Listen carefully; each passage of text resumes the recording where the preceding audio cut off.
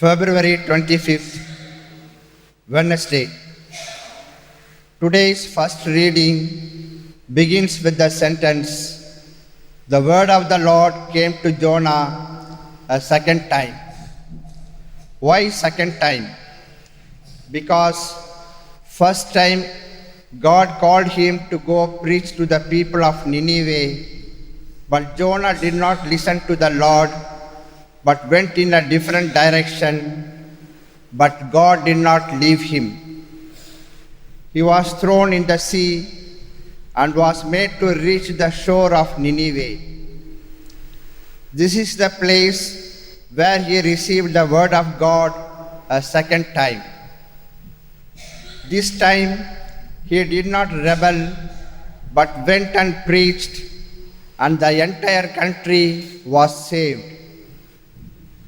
He was successful in his mission because he underwent conversion before he could preach. Conversion always brings lot of God's grace in our life and through us to our family.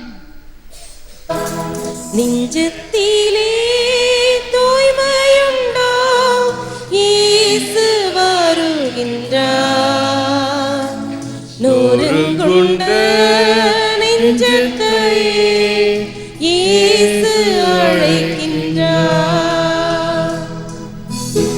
வருந்தி சுமக்கும் பாவம் நம்மை கொடிய இருளில் சேர்க்கும். செய்த பாவம் இனி போதும், செய்த பாவம் இனி போதும், அவர் பாதம் வந்து சேரும், அவர் பாதம் வந்து சேரும். நெஞ்சத்திலே தூய்மையுண்டோ, இயேசு வருகின்றார். நொறுங்குண்ட நெஞ்சத்தையே இயேசு அழைக்கின்றார்.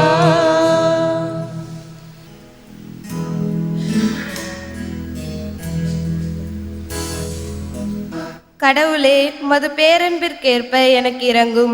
உமது அளவற்ற இரக்கத்திற்கேற்ப என் குற்றங்களை துடைத்தருளும். என் தீவினை முற்றிலும் நீங்கும்படி என்னை கழுவி அருளும். என் பாவம் அற்றுப்போகும்படி என்னை துடைத்தருளும். கடவுளே, தூயதோர் உள்ளத்தை என்னுள்ளே படைத்தருளும்.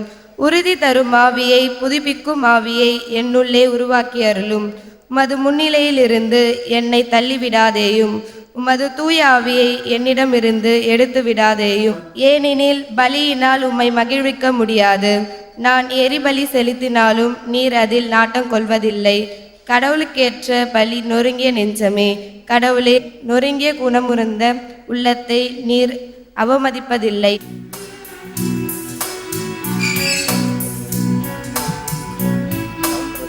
இப்பொழுதாவது உங்கள் முழு இதயத்தோடு என்னிடம் திரும்பி வாருங்கள். ஏனெனில் நாம் அருள் நிறைந்தவர், இரக்கம் மிக்கவர் என்கிறார் ஆண்டவர். ஆண்டவர் உங்களோடு இருப்பாராக. புனித லூக்கா எழுதிய நற்செய்தியிலிருந்து வாசகம். ஆண்டவரே, உமக்கு மகிமை. மகிமை. அக்காலத்தில் மக்கள் வந்து கூட கூட இயேசு கூறியது, இந்த தீய தலைமுறையினர் அடையாளம் கேட்கின்றனர்.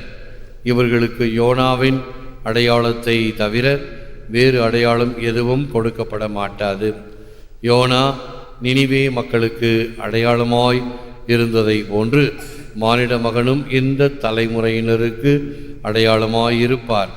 தீர்ப்பு நாளில் தென்னாட்டு அரசி இத்தலைமுறையினரோடு எழுந்து இவர்களை கண்டனம் செய்வார். ஏனெனில் அவர் சாலமோனின் ஞானத்தை கேட்க உலகின் கடை கோடியிலிருந்து வந்தவர். ஆனால் இங்கு இருப்பவர் சாலமோனிலும் பெரியவர் அல்லவா?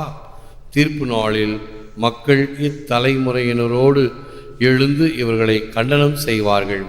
ஏனெனில் யோனா அறிவித்த செய்தியை கேட்டு அவர்கள் மனம் மாறியவர்கள். ஆனால் இங்கிருப்பவர் யோனாவை விட பெரியவர் அல்லவா? இது கிறிஸ்து வழங்கும் வாழ்வு தரும் நற்செய்தி கிறிஸ்துவே உமக்கு புகழ். When Jonah preached, they repented. Look, there is something greater than Jonah here.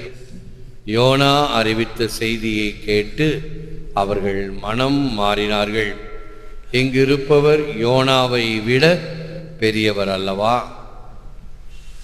இயேசுவில் அன்பார்ந்த சகோதர சகோதரி, அன்பார்ந்த பிள்ளைகளே, அன்பார்ந்த தொலைக்காட்சி நேயர் விசுவாசிகளே, ஜோனா ஒரு புறமும் கிறிஸ்து மறுபுறமும் வைத்து ஒரு ஒப்புமை வேற்றுமை பார்த்தோம் என்றால், Jonah came forth, Christ rose from death. திமிங்கலத்திலிருந்து வெளியே வந்தவர். Jonah proclaimed destruction, Christ comes preaching the good news of the kingdom. St. John Chrysostom. தமிழிலே யோனா திமிங்கலத்திலிருந்து வெளியே வந்தார், கிறிஸ்து சாவினின்று உயிர்த்தெழுந்தார். யோனா அழிவை குறித்து அறிவித்தார், கிறிஸ்து நற்செய்தியின் ஆட்சியை போதித்தார். ஆக கிறிஸ்துவுக்கும் மற்ற தீர்க்கதரிசிகளுக்கும் இருக்கக்கூடிய ஒரு வித்தியாசம் என்னவென்றால், தீர்க்கதரிசிகளை அழிவை அறிவிப்பவர்கள் the prophets of doom என்று அழைப்பார்கள். அதைத்தான் யோனாவும் செய்தார். அழிவிலிருந்து உங்களை பாதுகாத்துக் கொள்ள வேண்டுமா, மனம் திரும்புங்கள். அவருடைய வார்த்தையை கேட்டு, யோனாவின் வார்த்தையை கேட்டு அந்த நினிவே நகரம் முழுவதும் மனம் மாறியது. அரசர் முதல் ஆண்டி வரை இன்னும் விலங்குகள் கூட இப்படி உபவாசம் இருந்தன என்று சொல்லப்படுகிறது. ஆக யார் இந்த வார்த்தைகளை கேட்டு நடக்கிறார்களோ அவர்களுக்கு நிச்சயமாக பலன் உண்டு. This suffering face of Christ on the cross is a mystery within the mystery, in front of which human beings should prostrate in worship to return the face of the Father to men. Jesus had not only to take on man's face, but to suffer the face of sin too. மனுக்குலம் மண்டியிட்டு ஆராதிக்கும் மறை உண்மைகளுக்குள் மகத்தானது கிறிஸ்து சிலுவையில் துன்புறும் முகம். மனித வர்க்கத்திற்கு இயேசு மீட்பை கொடுத்தது மட்டுமல்ல, நம்மிடம் இருந்த அந்த பாவ சுவடுகள் அதையும் தன் மீது தாங்கிக் கொண்டார். வேத விற்பனர்கள் கூறுவார்கள், the suffering servant of Yahweh, துன்புறும் ஊழியன். இயேசு நமக்காக துன்புற்றவர். இந்த யூதர்கள் ஒரு சடங்கு செய்வார்கள். ஒரு செம்மறி ஆட்டை குட்டியை கொண்டாந்து கோவில் முகப்பில் வைத்து தலைமை குரு அதன் மீது கையை வைப்பார். எல்லாருடைய பாவங்களையும் அதன் மீது வைத்து அந்த பாவங்களை சுமந்த அந்த ஆட்டுக்குட்டியை பாலைவனத்துக்கு ஓட்டி விடுவார்கள். பாலைவனம் என்பது பேயின் வாசஸ்தலம். அது பாவங்களை தாங்குகின்ற செம்மறி. இன்னொரு செம்மறியின் இரத்தத்தை அடித்து அந்த இரத்தத்தை எடுத்து அந்த மூலஸ்தானத்தில் கொண்டு போய் தெளிப்பார்கள். இது இந்த செம்மறியாட்டின் இரத்தம் நம் பாவங்களை கழுவுகிறது என்பதற்கு முன் அடையாளம். அன்று எப்படி எகிப்து நாட்டில் தலைச்சன் பிள்ளைகளை செம்மறியாட்டின் இரத்தம் காத்ததோ அப்படி இயேசுவின் இரத்தம் நம்மை காக்கிறது. ஆகவேதான் செம்மறியாடும் கிறிஸ்துவும் மிகுந்த தொடர்புடைய இரண்டு உண்மைகள். People who can't hear God's voice in Jesus won't see God's hand in signs either. இயேசுவின் குரலை கேட்கிறோமா, நற்செய்தியை கேட்கிறோமா, அதில் கடவுளின் குரலை கேட்கிறோம் என்றால்தான் நாம் கடவுளுடைய கரத்தை நம்முடைய வாழ்க்கையில் நடைபெறுகின்ற நிகழ்ச்சிகளில் காண முடியும். அது சாதாரண நிகழ்ச்சியாக இருக்கலாம் அல்லது அற்புதமான நிகழ்ச்சியாக இருக்கலாம். எதுவாக இருந்தாலும் கடவுளுடைய கரத்தை காண நாம் இயேசுவின் குரலை கேட்பதற்கு தயாராக இருக்க வேண்டும். அந்த தகுதியும் பெற வேண்டும். கடவுளின் குரலை இயேசுவில் கேட்க முடியாதவர்கள் கடவுளின் கரத்தை அறிகுறிகளில் காண முடியாது. ஆணவம் அறிவை கெடுக்கிறது, அகந்தை அருளை விரட்டுகிறது. Pride goes before the fall என்று சொல்லுவார். எங்கே ஆணவம், அகந்தை, இருமாப்பு, ஈகோ இருக்கிறதோ நிச்சயமாக அங்கு பிரச்சனை, வேதனை, சோதனை, துன்பங்கள் இருக்கும். விடாப்புடியாக இது என்னது அப்படி இது ஒன்றுது அப்படின்னா தான் சண்டை தொடரும். ஒன்றுதான் எடுத்துக்க போ, முடிந்தது. நான் ஒரு கிராமத்து பங்கில் இருந்த பொழுது இந்த பிள்ளைகள்லாம் போய் பக்கத்தில் இருக்கக்கூடிய முந்திரி தொழிற்சாலையில் வேலை செய்துட்டு வருவாங்க, வாலிப பெண் பிள்ளைகள் எல்லாம். அப்போ நான் கிண்டலாக சொன்னேன், சனிக்கிழமை தானே நீங்கள் சம்பளம் வாங்கிட்டு வரீங்க, அந்த காட்டு பக்கம் தானே வரீங்க, ஒரு நாள் பின் தொடர்ந்து வந்து அந்த காசெல்லாம் அடிச்சுட்டு போகிறதுக்கு வரேன் நான். அப்போ அந்த பிள்ளைங்க பாருங்கள் யதார்த்தமாக என்ன சொன்னாங்க, வேணாம் வேணாம், நீங்கள் வந்து அடிச்சுட்டு போக வேணாம், நாங்களே கொடுத்துட்றோம், வேணும்னு கேளுங்க கொடுத்துட்றோம். ஒரு யதார்த்தமான உண்மை, வேணுமா எடுத்துக்கொள், அராஜகம் செய்யாதே, பிடிவாதம் பிடிக்காதே. இவைகளை நாம் கடைபிடித்தோம் என்றால் சண்டை சச்சரவு இருக்காது. நினிவே எழுந்து மனம் மாறியது, வாழ்ந்தது. சோதோம் எழவில்லை, அழிந்தது. நமக்கு 2 நகரங்களும் தெரியும் பழைய ஏற்பாட்டில். நினிவே என்ன செய்தது? அது மனம் மாறி வாழ்ந்தது. சோதோம் குமோரா மனம் மாறவில்லை, அழிந்தன. சுடச் சுடரும் பொன் போல் ஒளிரும் துன்பம் சுடச் சுட நோக்கிற்பவருக்கு. எப்படி தங்கமானது நெருப்பில் போடப்பட்டு புடமிடப்படுகிறதோ, சுத்தம் செய்யப்படுகிறதோ, பத்தரை மாற்று தங்கமாக மாறுகிறதோ, அதே போன்று நம்முடைய துன்பங்கள் நம்மை உருவாக்குகின்றன, மெருகூட்டுகின்றன என்பது திண்ணம்.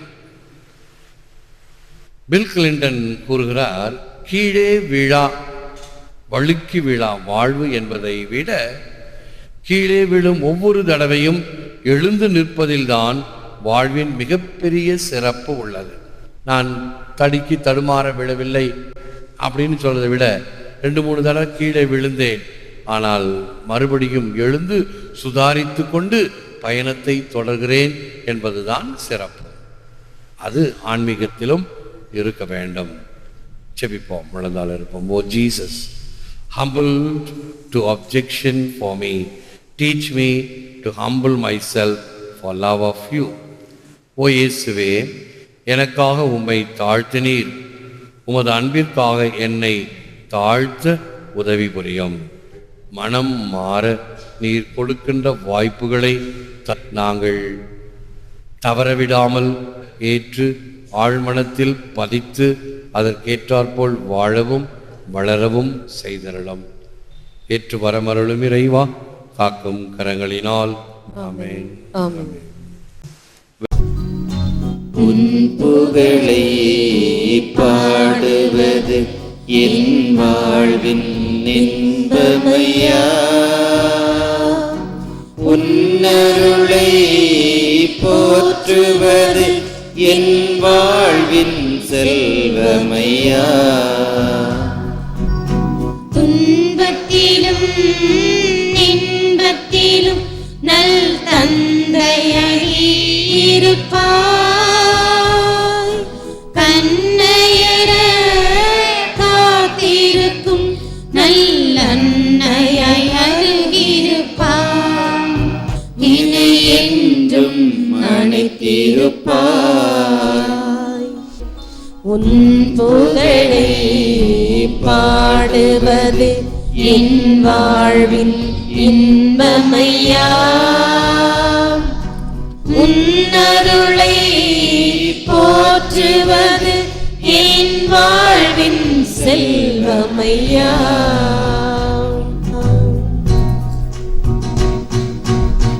நன்றி. எழுந்து நிற்போம், ஆசீர்வதிப்போம். ஆண்டவர் உங்களோடு இருப்பாராக. உம்மோடும் இருப்பாராக. எல்லாமல்ல இறைவன் பிதா சுதன் பரிசுத்தாவி உங்களை ஆசீர்வதிப்பாராக. ஆமென். சென்று வாழுங்கள், திருப்பலி நிறைவேறிற்று. இறைவா உமக்கு நன்றி.